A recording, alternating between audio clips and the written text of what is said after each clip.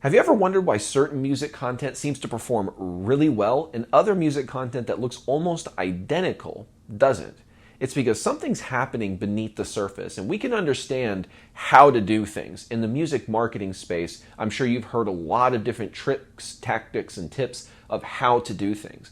But if we don't understand why things work, it's actually harder to pick the most effective thing you're going to do to engineer that result. And as someone who's been in the music business since I was 15 years old, I actually started studying psychology when I was 16, 17 years old, reading Freud and Jung and Carl Rogers. And I started to understand, as I was trying to get better at promoting my art, that a lot of marketing is just behavioral psychology. And once you realize the underlying things that I'm going to share with you in this video, you're going to start to see things a lot clearer as to why content performs well. And you'll see it in your favorite pieces of content, and you'll see it in ways that you could create your future content. And hopefully by the end, you will have this clarity of vision and be able to see this. So the first thing I want to look at is there's a lot of different ways we could apply, the neuropsychology of fans consuming our art.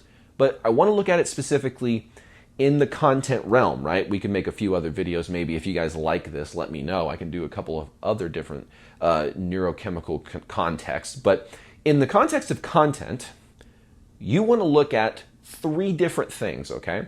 The first thing is the hook. Okay, we all have heard, we got to have a hook to the offer. We got to have a hook, okay? Well, here's what you need to understand. Why are hooks effective? Hooks are effective because they engage the neurochemical dopamine, okay? Now, dopamine is most responsible for things like curiosity, anticipation. You could also think of it as like the seeking, or, that's a good way of putting it, the seeking chemical. Now, by creating headlines, for example, hooks, that get people curious to the outcome, you're starting to get people to get in that state where their brain will release dopamine. So how does that apply to your music business? Well, for example, if you have, you've probably seen this curiosity, anticipation hook where someone's playing guitar or singing and they've got a bunch of rope tied around their stomach. And then the bundle of rope behind them is tied to a car and the car is driving away really fast. Okay? Now, usually there's a gimmick to it. The rope's cut somewhere. No one's in any real danger or anything. But it creates that illusion that that person is like almost in danger, and there's curiosity, anticipation to see what's going to happen. And in that state, people are usually like performing their song, right? The best part of their song, their hook, or their most dramatic, exciting part of their music. So that's a really dramatic example to really share with you what curiosity and anticipation looks like in a marketing context. Now, it could also be from something that's novel. There was the whole PetSmart metal band kind of funny video that was going around on TikTok where you had these people dressed up in a very corporate uniform, but were doing hardcore metal like, is it PetSmart or is it Pets Smart? Which is it? And this whole dramatic metal song around it. Sometimes that curiosity and anticipation, if you're like an instructor or a producer that gives tips, or you help people, you're a mixing engineer or things like that, you could make a promise. Yeah, by the end of this video, you're going to understand exactly how to have a great demo mix with a minimal budget, right? Something like that. I'm like, oh, I want to know what's going to happen. So I'm anticipating the end of that video. You could also answer questions. If you've ever wondered why your guitar will never stay in tune, this is why. And you're a guitar instructor. Maybe you teach people a method of tuning that helps prevent that stuff, right? You get the idea. In the hook, you're creating some kind of situation where they're going to anticipate the outcome. They have some curiosity as what's about to happen. And sometimes the curiosity and the anticipation comes from a text-based headline that's a hook, but it could also come from just a visual hook as well. So depending on what you have ease of access to, almost everybody has access to, I'm going to say this, 100% of people have access to headlines, but not everyone has the ability to go out and find the most optimal visual hook. So sometimes people borrow that. They use that in meme content. They put a meme or a funny, America's Funniest Home Videos, ridiculous style thing that happens in the front and it transitions into their performance videos. That's a little bit of anticipation, curiosity as well. But all through that process, if you execute it properly, the person watching will have dopamine engage in their brain. Okay, so some people may have already known about, dopamine engaging and all that sort of stuff, but that's level one. Okay, now what about what happens after the first 3 seconds of the video? This is stuff a lot of people don't talk about. Well, first of all, dopamine doesn't just like spike and then go away. We're going to have dopamine continually releasing through a good piece of content because, like I said, dopamine isn't like, ooh, I got a reward. It's the anticipation and the seeking, then the reward, right? So that anticipation seeking element is a very big part of how that chemical interacts with people's brains. So when you're looking at the next level, hopefully we're giving people dopamine by giving them, let's say, the aha moments. If you were teaching somebody something, if you were answering someone's question, or you made a big promise and you're starting to give them that clarity as to how that promise could actually be fulfilled, they're going to have those aha moments. That's going to give them more dopamine. But there's another neurochemical that gets engaged at this part in the process. You could call this the value section of your video. We have the hook, now we have the value. So here, you want to engage, and this is what high-performing music content that I've been studying does, engages oxytocin. What is that?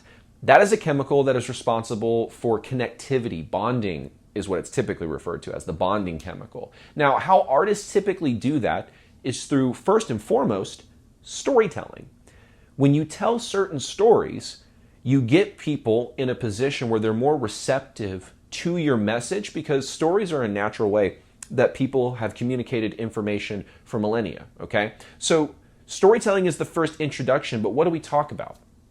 You want to have relatable stories. This is why I think DIY content is so effective. When you create highly produced content, there is possibility to create a distance between you and your desired audience because it comes across as them trying to look up at you and you looking down at them. Depends on how you create the content, obviously. But if you're trying to use production as a way to impress and like, oh, look how cool I am, sometimes it can come off as, you're flexing, you're showing off, and it doesn't create the relatability that drives that artist to fan connection, okay? Which obviously oxytocin is going to play a part in.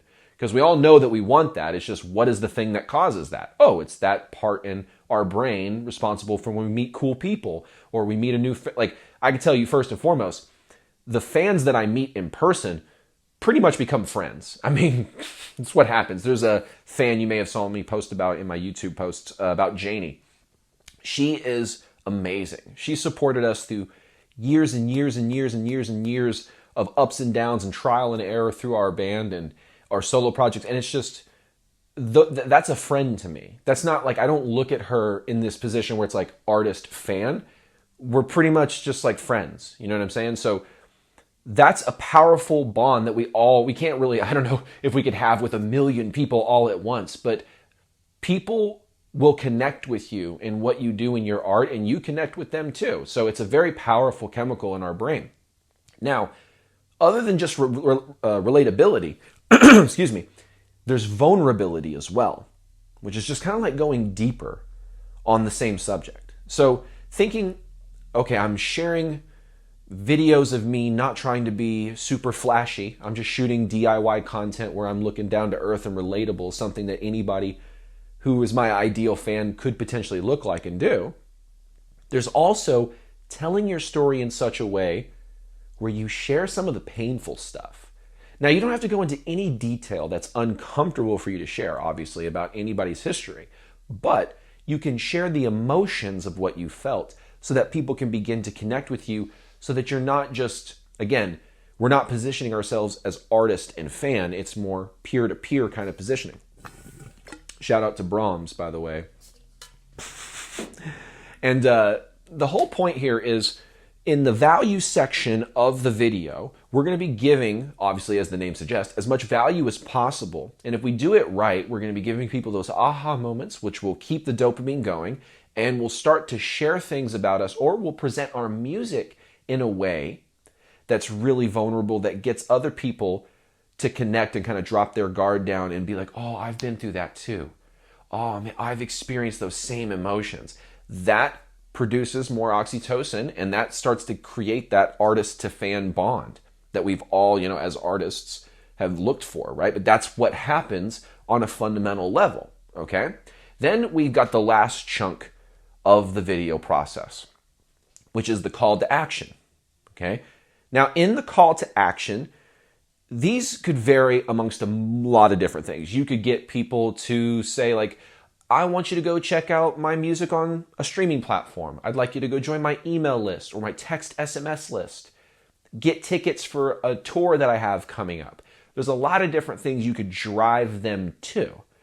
So you just got to pick one, okay, first and foremost. Pick one. Don't try to do 8 of them at the same time. You're just going to overwhelm them with choices and they're not going to do anything. So your calls to action are going to, if effective, and even if just in a minute amount, induce that last chemical in the brain, which happens in a very effective piece of content, which is adrenaline. Now, adrenaline might naturally come from the creation of the music, depending on what style of music you create, right? Now, other types of music may not naturally facilitate the same kind of thing. Like when I'm listening to hard rock and metal, when I'm in my car, I have to check my speedometer pretty often because if I'm not careful, the foot goes down a little bit further on the accelerator. And so that's just kind of, my adrenaline goes up, I start feeling the music, right? That can happen with people listening to your music through the phone. But what if my music doesn't produce adrenaline just naturally? Okay, well, there's typical things that you can do, and depending on your niche and your genre and all this kind of stuff, you want to position it differently. Some people, you want to position this very casually, nonchalant, and subtle, and others, you can get away with being very direct about it and overt about it. But creating a deadline, having a little bit of FOMO, as they say, fear of missing out. For example, if this is something I've never thought of, but this is just a fun creative idea I was thinking of. What if you created limited time windows that people could join your email list, right? So, hey, if you want to join the email list, we only do it the first week of the month. I don't know. I'm just creating something off the top of my head just for fun. But you get the idea. I'm creating some kind of deadline, some kind of reason to act now.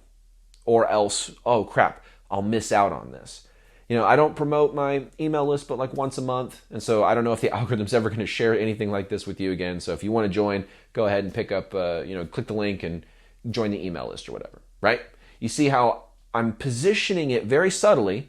I don't know if the algorithm's ever going to show you anything like this again, so if you want to join, go ahead and click the link in the bio and join. That's a very subtle way to create FOMO. You're not hardcore like high-pitched sales pressure doing anything like that. Little subtle phrases that just let them know, hey, this is not going to be around forever. Then we think of like the stakes of inaction. I kind of talked about that with like, hey, I don't know if you'll ever see this again, which means you won't get the cool benefits that are in this. So it might make most sense to just join right now, right? There's also, like I mentioned, it's not like all these chemicals are going on and off like light switches. They're continually going. So your dopamine is going to be from them learning about what they're getting, right? That's where the reward side of dopamine kicks in, is now there's anticipation for what is on the other side. So saying things like, on the other side of the email, what's waiting for you, that phrase right there, what's waiting for you, is a great little dopamine call to action thing, because it's letting them know there's like, hey, there's more to come, so make sure you get the reward of what happens afterwards, right? Which is maybe getting some free songs or a behind the scenes video, or whatever you've got for them. That's where that comes into play. Now, talking about your community of fans, hey, join the email community. That plays part in the oxytocin that's already going through their brain, right? So when you say, hey, join the community, if you got a name for your audience, in rock and metal, there's a lot of this, but there's also, you've got the Swifties and the Beliebers and all that kind of stuff as well. But you get the idea. There's community elements to it. So if you have any of that language that you can, if you want to join the other, blah, blah, blah, insert the name for your audience, you can go ahead and join my email list now. See what's on the other side waiting for you there. I've got some brand new stuff that I don't give to anybody except in my email list.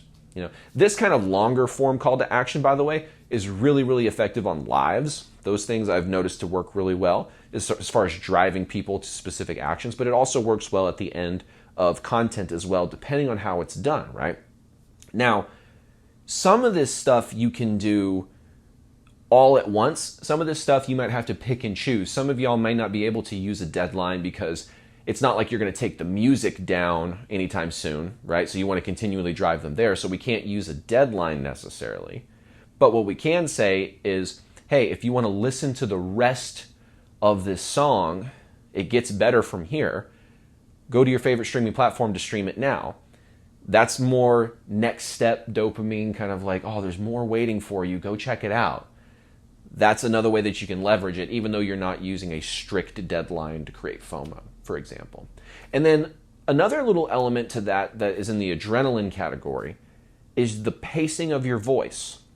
So imagine, you start out and you're like, hey, what's going on, guys? So I just wanted to tell you about this cool stuff that's going on, blah, blah, blah, blah, blah. And then as you start moving closer to the call to action, your words start going a little bit more fast. And then by the end of it, you're also... You see how fast my speech was getting by the end of that, right? Now, of course, you don't want to be like at the end of it, you're like the guy at the end of those radio commercials that's like, 98%, and you can't understand it at all. We're obviously not trying to do that.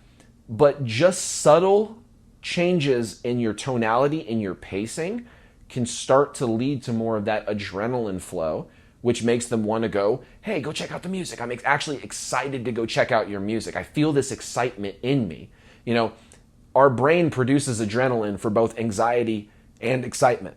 The only thing that separates the two is our interpretation of it. So when they start to feel adrenaline, they're like, oh man, I'm excited to go check out this new band or this new artist, right? So this is, by the way, I know some people may be like, well, Dax, are we trying to reverse engineer every chemical thing? It's like, not always necessarily, but understand the foundation of why things happen. And if you understand the reality of why things happen, it helps inform how to do things better so that you're not falling prey to people just say things like post things like this, but they saw somebody else get results with it and they didn't understand the psychological reason it actually worked.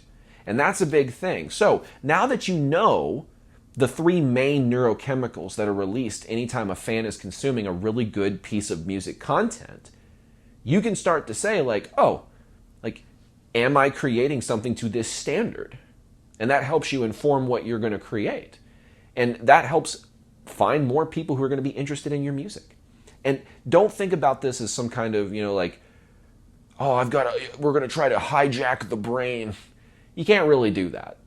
So, I mean, if anybody's ever seen any marketing where it's like, we're going to mind control marketing, that's not really a thing. But if we understand what just happens when things are going good, when a piece of content works, I know why it works. And so when you're out there and you see a headline that's got a bunch of views, you don't just go swipe the headline and post it and not understand why it worked.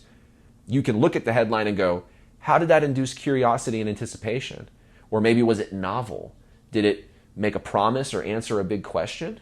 You can start to analyze it and go, how did that hook work? And then you start looking at the middle section. How are they telling the story? How are they being relatable? How are they being vulnerable? How are they giving me actionable advice? Okay, what's the call to action? Okay, well, am I going to do a call to action for listening to music? Am I going to do a call to action to email lists, to shows, to what am I doing? Okay, then let me identify can I do a deadline? Is there any kind of stakes to missing out that I can emphasize? Can I just naturally use my voice to start creating pacing that creates that feeling of excitement? Tell them about what's coming next, what's waiting for them on the other side once they just click on the link and put in their email address or whatever you ask them to do.